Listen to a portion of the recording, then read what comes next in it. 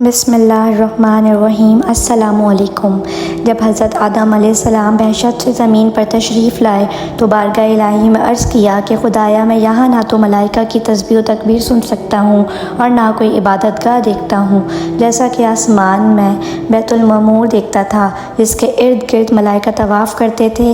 جواب الہی آیا کہ جاؤ جہاں ہم نشان بتائیں وہاں کعبہ بنا کر اس کے گرد طواف بھی کر لو اور اس کی طرف نماز بھی ادا کرو۔ حضرت جبرائیل علیہ السلام ان کی رہبری کے لیے ان کے ساتھ چل پڑے اور انہیں وہیں لائے جہاں سے زمین بنی تھی، یعنی جس جگہ پر جھاگ پیدا ہوا تھا، اور پھر وہی جھاگ پھیل کر پوری زمین بنی۔ حضرت جبرائیل علیہ السلام نے اپنا پر مار کر 7ویں زمین تک بنیاد ڈال دی، جس کو ملائکہ نے 5 پہاڑوں کے پتھروں سے بھرا: کوہ لبنان، کوہ طور، کوہ جودی اور ہرا اور طور سیرا۔ بنیاد بھر کر نشان کے لیے چاروں طرف کی دیواریں اٹھا دیں۔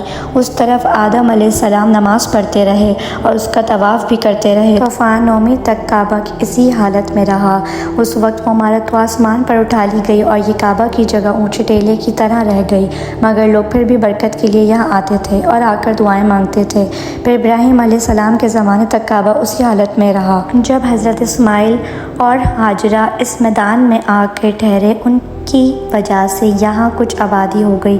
تب حضرت باجرہ کے انتقال کے بعد حضرت ابراہیم علیہ السلام کو حکم ہوا کہ اسماعیل کو ساتھ لے کر یہاں عمارت کعبہ بنائے۔ اس کی نشانی اس طرح فرمائی گئی کہ ایک بادل کا ٹکڑا بھیجا گیا تاکہ اس کے سائے سے کعبہ کی حد مقرر کر لی جائے۔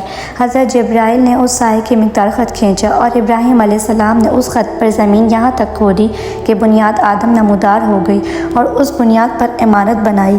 اس کی بلندی 9 ہاتھ اور رکن اسود سے رکن شامی تک کی دیوار 33 ہاتھ اور رکن شامی سے رکن غربی تک کی دیوار 22 ہاتھ اور رکن غربی سے رکن یمانی تک 31 ہاتھ، رکن یمانی سے پھر رکن اسود تک 20 ہاتھ، لہٰذا اس وقت یہ کعبہ مستطیل کی شکل تھا۔ حضرت ابراہیم نے خانہ کعبہ کے اندر ایک تغار سا بنایا تھا جو مثل خزانہ کا تھا کہ کعبہ کے لیے جو کچھ نذر تحفے میں آئیں اس میں رکھے جائیں گے۔ اس کے دروازے 2 تھے، ایک داخل ہونے کا، دوسرا نکلنے کا، اور کعبہ بنانے والے خلیل تھے اور ان کو کار اور پتھر اٹھا کر دینے والے اسماعیل علیہ السلام، اور اس عمارت میں 3 پہاڑوں کے پتھر لگائے گئے۔ ابراہیم علیہ السلام سے پہلے کسی نے یہاں عمارت نہ بنائی تھی، مگر آپ کے بعد کئی دفعہ اس کی تعمیر و مرمت ہوئی اور اس میں حالت کی وجہ سے کچھ تبدیلیاں بھی ہوئیں۔ مثلاً اس کی اونچائی دگنی کر دی گئی، دروازہ 2 کی بجائے 1، اور اس کا رقبہ بھی کم کر دیا گیا، لیکن بعد میں پھر اسے پرانے رقبے میں ہی تعمیر کیا گیا۔